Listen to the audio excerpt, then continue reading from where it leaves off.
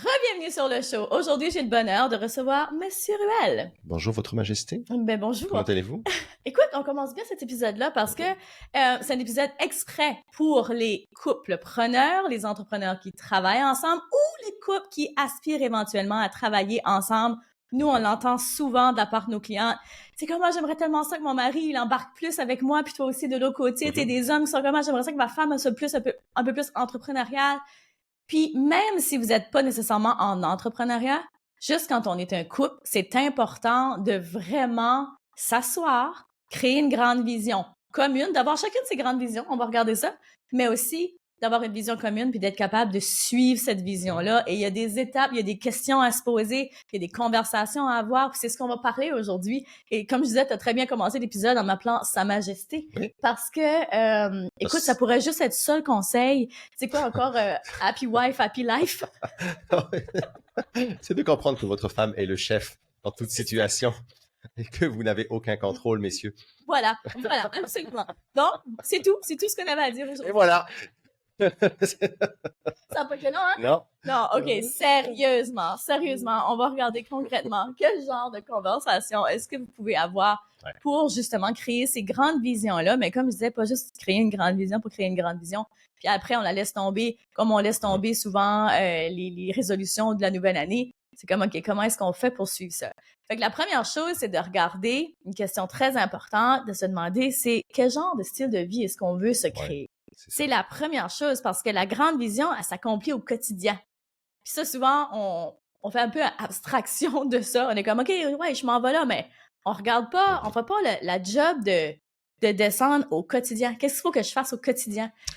Puis un exercice qu'on fait, nous, toi puis moi, de façon régulière, c'est l'exercice de la grande vision. Puis tous nos clients passent à travers cet exercice-là parce qu'il est super important sur la définition, vraiment l'alignement des objectifs.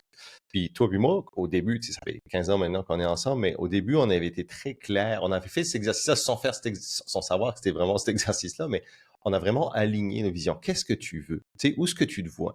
Est-ce que tu dois avoir des enfants? Tu sais, on a eu comme au début. les grosses conversations sur ces choses-là parce que c'était important pour la suite des choses. Puis ensuite, on a vu, on a fait, voici la tienne, voici la mienne, puis on a aligné les deux ensemble, puis on a vu, hey, ça match, ça marche. Puis on le fait maintenant, cet exercice-là, on a 2 pages qu'on fait chaque année. Et ensuite, on le fait chacun notre bord. Et ensuite, on compare les notes. Puis on voit, on est-tu aligné? Puis là, des fois, si tu vois, là, j'aimerais un petit peu plus ça ou un petit peu plus ça, ben là, c'est là que tu peux justement corriger le tir, ajuster, si tu veux, la trajectoire communément et trouver justement une ligne directrice qui est le fun ensemble. Puis tu vois, c'est justement ça la clé, c'est de la faire chacun de son côté. En premier, pour vraiment prendre le temps de mettre sur papier qu'est-ce que moi, je veux vraiment en tant que personne. Une erreur on voit souvent dans les couples, c'est que la personne devient un peu l'autre ou prend les rêves de l'autre et s'oublie un peu à travers c'est une période de temps. Même surtout quand on devient maman. Je sais qu'il y en a plusieurs qui vont se reconnaître là-dedans. Quand on devient maman, parfois, les besoins de nos enfants, notre mari, de tout le monde passent avant nous autres. Puis on finit par s'oublier puis à même plus savoir qu'est-ce qu'on veut.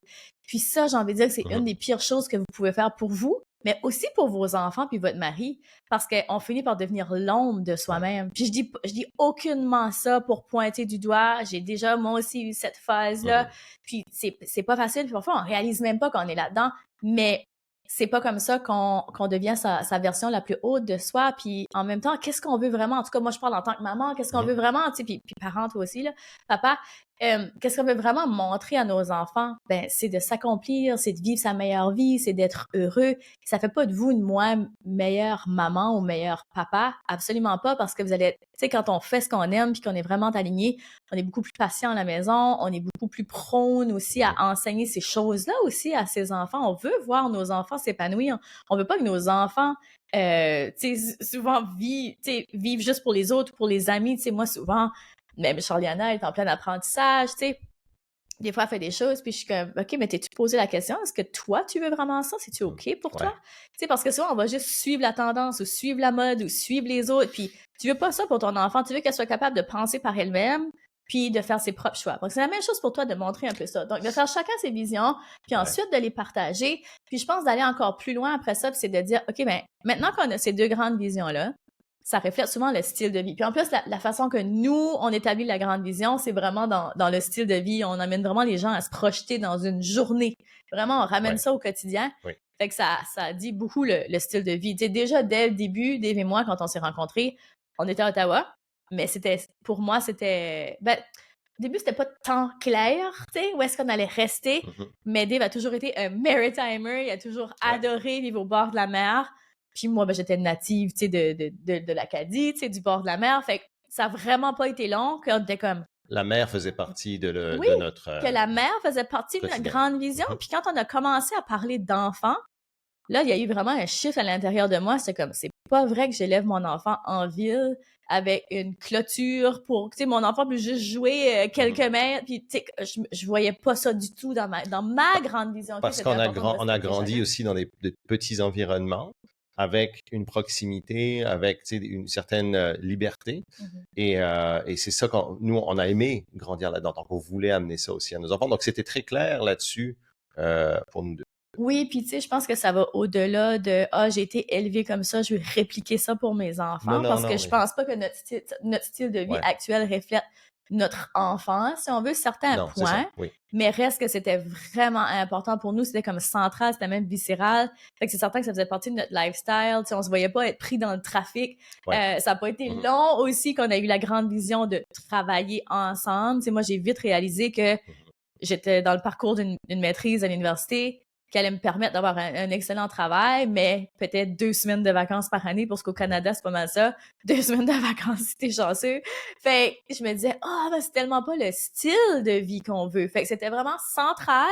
OK, si c'est pas le style de vie qu'on veut, cher, va falloir que on regarde à nouveau où est-ce qu'on s'en va, puis c'est quoi la grande vision, puis qu'est-ce qu'il va falloir qu'on mette en place.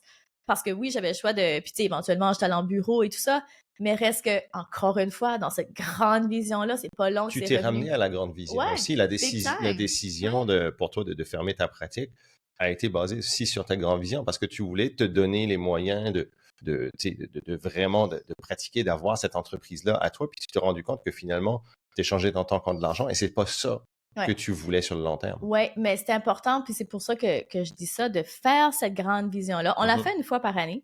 Mais à chaque trimestre, on s'assure qu'on est encore aligné avec cette grande vision-là parce qu'il y a plusieurs choses qui changent. Et justement, comme dans un exemple comme celui-là avec ma pratique, il y a eu un moment donné où pour moi, c'était viscéral de retourner en bureau parce que j'avais absolument besoin de vivre ça. J'avais absolument besoin de vivre ça, de savoir que il y avait une partie qui était comme, OK, mais j'ai fait tellement d'années d'études, il y avait cette partie-là, puis que j'étais comme, OK, je peux pas avoir fait ça pour rien. Puis il y avait l'autre partie que j'avais juste besoin de vivre cette étape-là. Fait que c'est correct, je l'ai vécu, ça a vraiment pas été long, comme Dave a dit, j'ai réalisé que ça s'alignait pas avec ma grande vision. Fait que c'est correct aussi de tourner le Titanic. Écoute, j'ai entendu ça ce matin dans un épisode de podcast. Puis je pense que ça, guys, écrivez-la ou tu sais, j'espère que ça va vous faire décliquer les choses parce que parfois, on est parti sur une lignée, on est parti sur une grande vision, on est à fond là-dedans, on a beaucoup donné, justement, hein? On a mis beaucoup d'efforts, on a mis beaucoup d'argent aussi dans ça. Puis à un moment donné, on réalise que, wow, c'est plus aligné avec la grande vision. Puis là, on reste un peu stock là-dedans parce que, justement, on reste pris avec des phrases comme, j'ai tellement donné ou, tu sais, j'ai tellement fait, Mais à un moment donné, c'est le temps de tourner le Titanic. C'est le temps de juste pivoter le bateau, puis juste, corriger le course, là, corriger le... Exactement. Fait que ça, c'est la première chose, c'est le style de vie. Puis c'est aussi de réaliser, un autre point qu'on voulait emmener par rapport à ça aussi, c'est qu'on est complètement différents. Ça, c'est important de vraiment connaître l'autre. Mais c'est important, puis dans chaque couple aussi, je pense qu'il y a plusieurs personnes qui vont se reconnaître. Tu sais, t'as toujours, genre, la personne qui dépense de l'argent, l'autre personne qui est plus frugale. Oui, c'est ça, moi, je suis la personne qui dépense. Mais ça, tout le monde le savait. Facile. Ton père, quand on allait se marier, il m'a regardé, il m'a dit, tu sais que ça va te coûter cher, hein? Mais écoute, tu sais, du début, une chose qu'on a fait très bien, c'est qu'on s'est jamais caché sur qui on était. Non. Dès le début, il n'y a jamais eu la phase puis moi, j'avais fait ça dans le paravent, dans d'autres relations, où je cachais un peu, tu sais, justement, mon petit côté dragon, peut-être, un peu plus, choses comme ça. Mais tu sais, c'est pas long que ça ressort, ces choses-là. Tu peux pas jouer un rôle trop longtemps. Sauf quand je t'ai rencontré, j'étais vraiment dans un état de Hey, moi, sérieux, là, j'ai tellement plus rien à perdre. This is who I am. C'est take it or leave it, là. C'était aussi clair que ça, mais très important. Puis bon, si on revient justement au style d'énergie, parce qu'on est tous différents, mais écoute, pour moi, j'ai la moitié de l'énergie de Dave. Si j'essaie, puis on parle souvent, puis sûrement sur le podcast, t'as déjà entendu, si tu connais pas encore, va t'informer sur le Human Design. Ouais. C'est tellement intéressant. Donc, en Human Design, je suis une réflecteur et Dave est un générateur. Donc, réflecteur, normalement, beaucoup moins d'énergie et Dave, générateur, genre, énergie à n'en plus finir. Puis, tu sais, fait que deux types complètement différents. Dave, il peut commencer des projets, il pourrait travailler jour et nuit. C'est un entrepreneur, genre, fini jusqu'à to the core. Comme, tu sais, il adore ça, il en mange. Comme, il pourrait toujours travailler. De mon côté, j'adore ça aussi, mais je peux pas travailler à ce rythme-là. J'ai besoin d'avoir des petites journées, genre je commence mes journées à 9h, je termine vers 2h30. Comme après ça, I'm dead. Comme j'ai plus d'énergie, j'ai plus de flow. Certains, je peux encore faire, comme quand on a des grosses journées, des lancements, des choses comme ça. Tu sais, je vais souvent reprendre des heures le soir ou faire des choses de plus. Mais là, je te parle de style de vie, je te parle pas de crunch time quand on est en lancement. Je peux pas suivre ce rythme-là. Je me brûle. Puis ça, c'est des choses qu'on avait un petit peu de difficulté au début parce qu'ils ne pouvaient pas concevoir que j'avais autant pas d'énergie. C'est que quand tu assumes que tout le monde est pareil, le Human Design est un bon outil, par exemple, pour apprendre à se connaître, puis apprendre à connaître l'un l'autre. Si vous avez un partenaire, même un partenaire d'affaires, voyez cette personne-là. Est-ce que cette personne-là, au niveau énergétique, est-ce qu'elle est plus introvertie ou elle est plus extrovertie? Quel est son Human Design? Ça fait que ça t'apprend à travailler avec cette personne-là. Puis je sais qu'au début, moi, ça causait des frustrations parce que j'étais comme, moi, quand c'était un projet, c'est comme, let's go. Puis des fois, justement, c'est un problème parce que j'en donne trop, puis je veux trop en faire. Puis là, je suis comme frustré parce qu'il y en a qui suivent pas derrière, mais parce que j'ai pas appris non plus à respecter le style de chacun.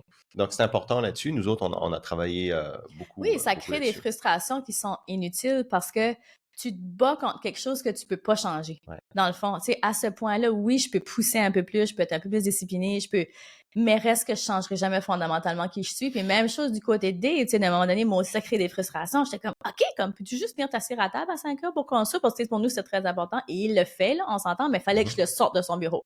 Fait que j'étais comme, pourquoi c'est pas naturel pour toi d'arriver en haut vers 4 heures, m'aider à faire le souper, tu sais? Comme, non, moi, j'ai de l'énergie pour travailler, comme, je veux juste travailler, comme laisse tranquille que je travaille. Surtout dans les périodes occupées. Puis je sais que quand les enfants étaient beaucoup plus petits au départ, puis quand on a commencé à établir beaucoup plus, je dirais, de règles de famille, quand les enfants sont arrivés, surtout Charliana, ça a été une adaptation pareille. Parce que moi, j'étais comme, tu l'as vu au début de ma carrière, je pouvais travailler 3 jours de suite non-stop, là, me coucher une couple d'heures, reprendre, puis aucun problème.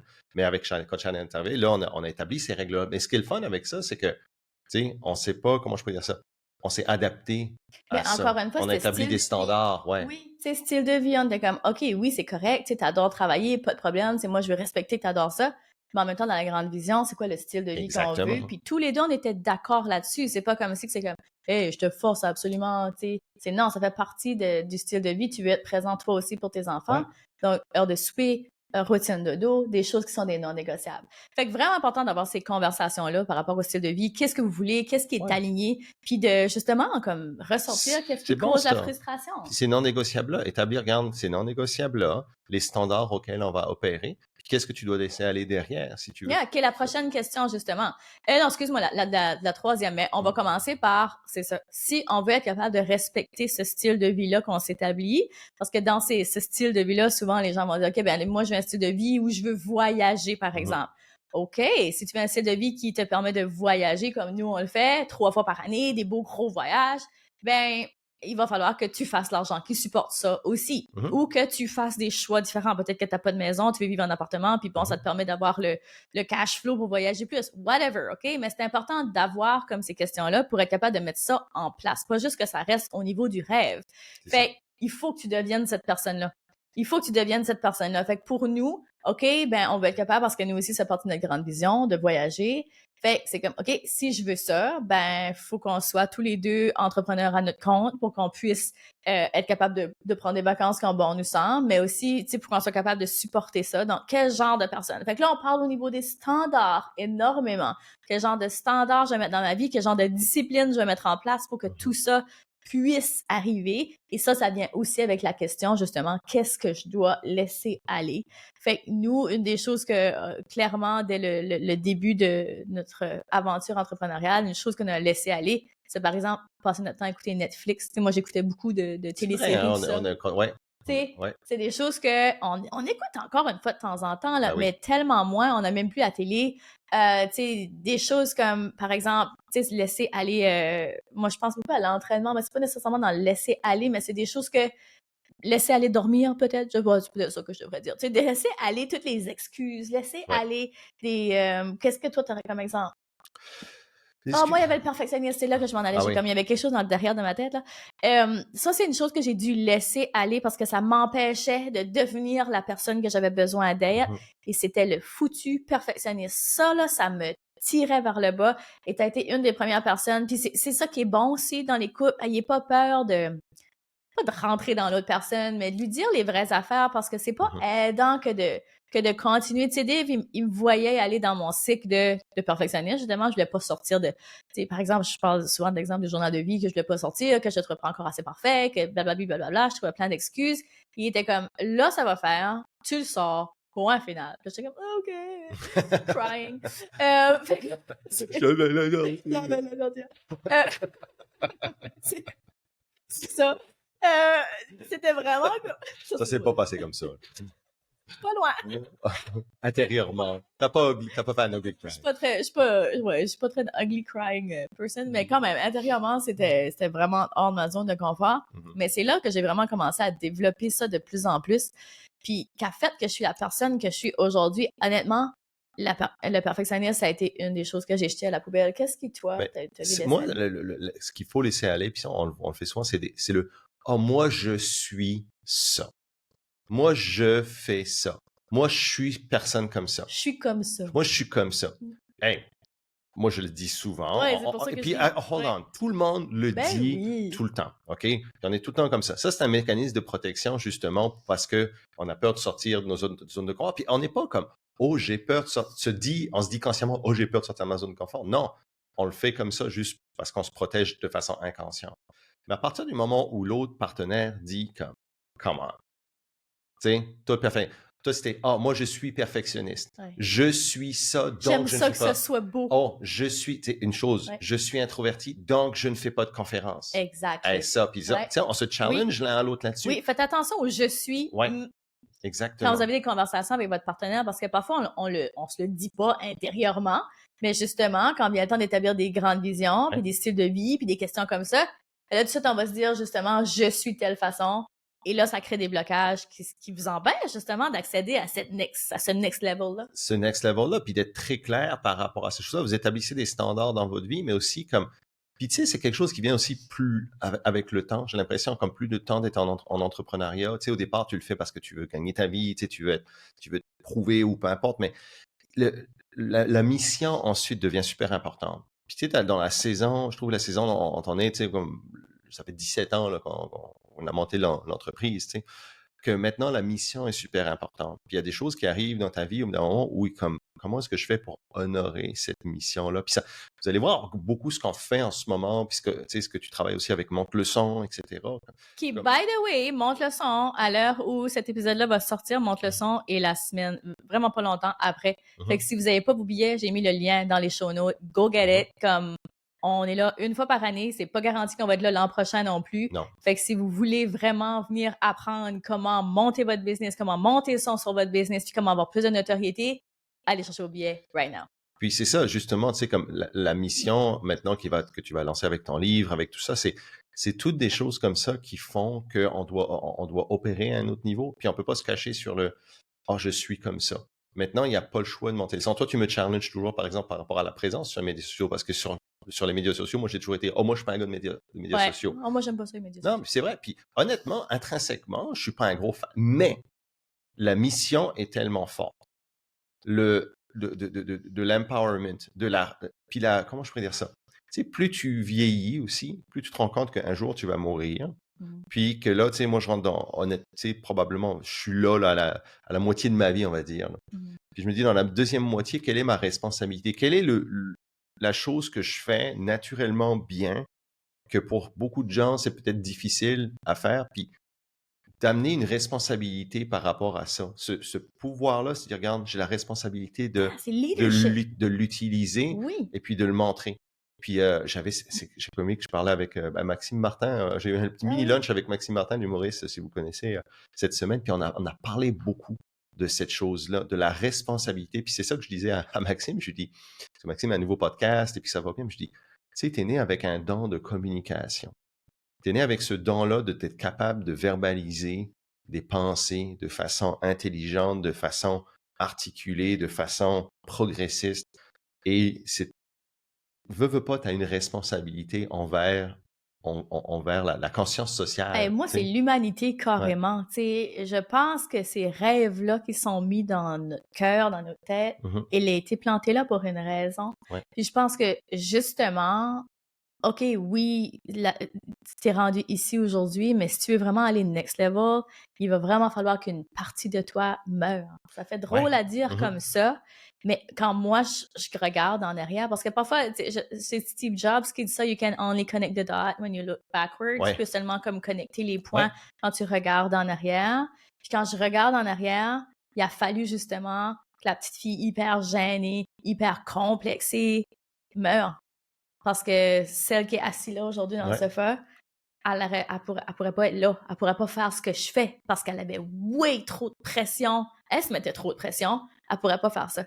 Elle serait cachée derrière mille et une excuses. Ouais. Fait il y a cette partie-là qu'il faut absolument qu'il meure d'une certaine façon. Puis ça aussi, c'est quelque chose qui m'a pris du temps à comprendre. Le même concept que souvent je parle de ça quand je fais des posts sur toi et moi, que avant ça, les gens disaient, hey, il faut que tu deviennes des meilleurs amis pour avoir comme le plus beau couple, le plus beau mariage, you need to be best friends. Puis j'étais comme, Ouais, c'est vrai, t'aimais pas ça. donc ben weird. Parce que moi j'ai toujours été dans un univers de gars. Tu sais, moi, j'ai grandi avec plus de gars qu'avec de filles. J'avais des amis filles aussi. Mais ma rue, c'était majoritairement des petits gars. Puis j'étais tout le temps dehors à jouer, à jouer dans la vase. On avait des 4 roues. Tu sais, j'étais tout le temps Une fille dehors. de bois. J'étais en robe, mais tu sais, tomboy sur les bords, tu sais. Mais j'ai toujours été... La première fois qu'on est arrivé à Sainte-Rose, hein, la première fois qu'on est arrivé, puis j'étais comme... on dirait que ça comme fit pas que tu viennes de Sainte-Rose.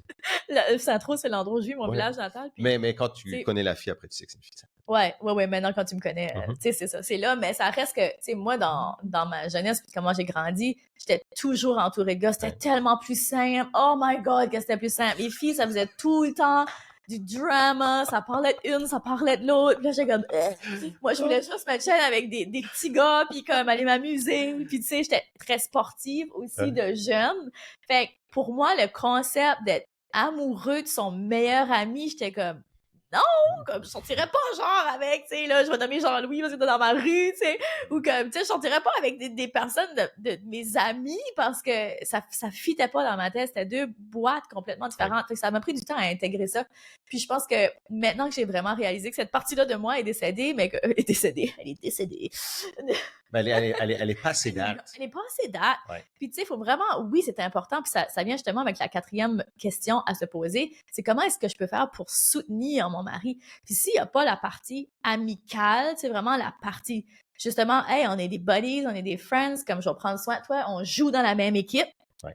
Tu sais, je vais te soutenir parce que des fois, on va se le dire dans le mariage, des fois, ça devient le ben moi, je fais plus de ça, toi, tu fais plus de ça. Mais même en entrepreneuriat, surtout en entrepreneuriat, ça peut être encore pire. Big time. Parce que moi, je fais ça, moi, je fais ci, toi, tu devrais faire la même chose. Puis là, imagine que je fasse ça. Que je te dise, oh, t'as pas fait ci, t'as pas fait ça. Mais je respecte pas, dans le fond, ton human design, la façon dont tu opères, parce que, tu sais, je suis capable d'avoir un output qui est plus haut. Ça marche pas. Non. Parce qu'il n'y a pas de respect du style de l'autre. C'est ça. Big time, c'est tellement important de se respecter, puis de se connaître, puis d'avoir ce genre de conversation-là. Justement, si, tu sais, il y a des choses, tu sais, et là, on pourrait parler de cet épisode-là, tu sais, pendant super longtemps, mais tu sais, si on rentre dans des détails, tu sais, quand on se dit, ben écoute, cette personne-là, elle est comme ça, par exemple, l'exemple où Dave disait, aimait beaucoup travailler, ben, je peux pas empêcher Dave de travailler. Comme, il capote là-dessus, et s'il veut faire plus des grandes heures, fait des grandes heures. On va juste essayer de manœuvrer ça pour que ça fitte avec notre style de vie. Pour que nos non négociables soient respectés. Mais autre que ça, écoute, moi, je vais te soutenir. Tu triples là-dessus, ça te fait plaisir, ça te rend heureux, go, you do it, tu sais. Fait que ça, c'est super important parce que, tu sais, quand on retient l'autre puis que les visions sont pas alignées, ben, on commence à mourir à petit feu. Il y a du ressentiment qui commence à se construire. Fait que déjà, c'est déjà un défi d'être en couple. Fait que être en couple et en entrepreneuriat ensemble, attention, tu sais, nous, on est ensemble tout le temps, depuis le début qu'on est ensemble. Puis je pense qu'une des façons qu'on a réussi à garder chacun nos bulles, puis à pas se bâtir de ressentiment, si on veut, c'est de faire des petites choses comme, tu sais, avoir chacun son bureau. Puis écoute, on en fera un épisode là-dessus. Qu'est-ce qu'on a fait? Qu'est-ce qu'on a mis en place pour justement concrètement, parce que ça pourrait être complètement un autre sujet d'épisode. Mais dernière chose que je vais vous retenir, c'est de comment est-ce que vous pouvez vous soutenir mutuellement.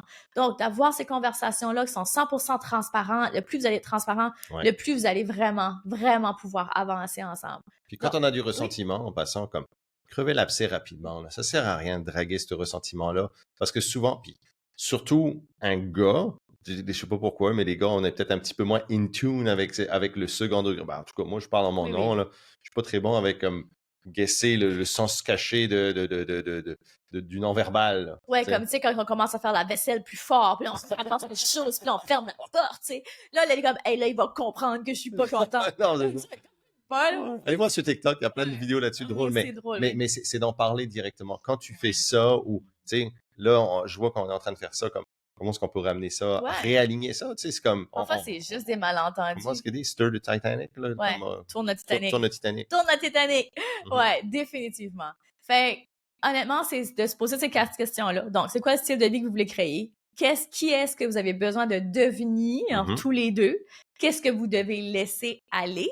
Et comment est-ce que vous pouvez vous soutenir mutuellement? Si vous pouvez répondre à ces 4 questions-là, avoir ces conversations-là, wow, vous êtes sur le bon chemin. Yep. Fait que, merci beaucoup, M. Ruel.